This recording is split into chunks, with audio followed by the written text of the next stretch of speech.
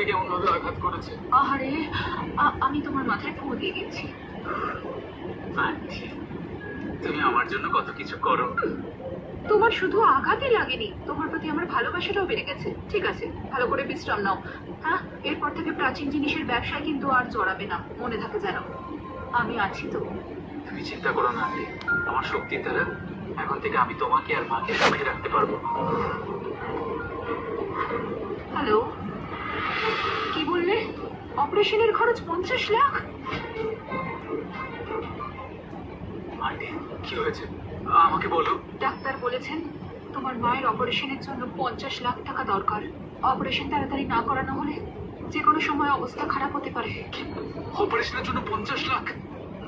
William, তুমি চিন্তা করো না, অপারেশনের খরচের সব ব্যবস্থা আমি করব। প্রয়োজনে সবকিছু বিক্রি করে হলেও এই টাকা আমি জোগাড় করবই। তুমি চিন্তা করো না।